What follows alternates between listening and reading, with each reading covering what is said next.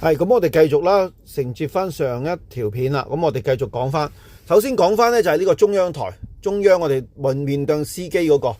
咁呢個呢就係我通常就用呢個做呢個主台嘅。咁啊見到自己行幾多公里啦，同埋你嘅右手邊見到啦，係有架車嘅，有幾多度啊？架車有幾多度，同埋每一條胎究竟係幾多？咁呢架車佢自己會，如果唔夠氣呢，條胎唔夠氣呢，佢會話俾你聽嘅。咁一般嚟講呢，我哋每一條胎呢就打38至40嘅，因為呢架車都係重嘅嚇。咁我自己嘅個人習慣啦，呢個就自己安排啦。咁啊一定係最少要打多啲啦，因為呢架車重。咁另外啦，有啲剩翻啦，睇到你自己有幾多電啦嚇，同埋可以行到幾多公里啦，剩翻呢啲就自己可以去研究嘅。咁啊總公里幾多啊？今日行到幾多啊？咁呢啲自己研究啦。咁啊換翻隔離呢個啦，又係左手邊呢個中央台。中央台隔離呢度呢，就係home，即係話嗰個主畫面啦，打電話啊，轉溫度啊，呢啲就唔多講啦。收音機啊呢啲自己去研究啦，都冇乜特別。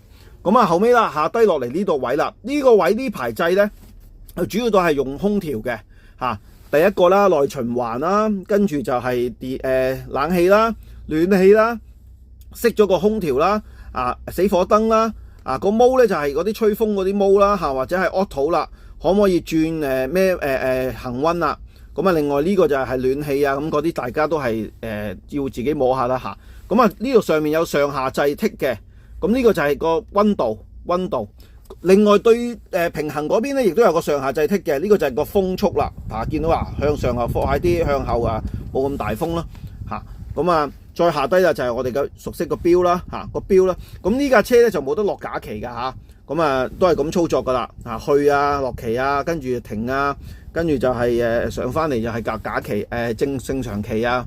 咁我哋就會用翻嗰個停止載客牌啦。如果你落假期咁另外啦，我哋講翻我哋嘅右手邊呢邊咧，你見到咧有一排嘅都係，咁呢排咧都係你係用咩毛啦，或者係改嗰啲車頭燈啊。咁啊，第三嗰個就係控制嗰個自動門啦。個開同關啦，第四咧就係撳咗佢就可以唔可以撳噶啦，開同關嗰個。咁啊，其後嗰啲你自己再安排再睇。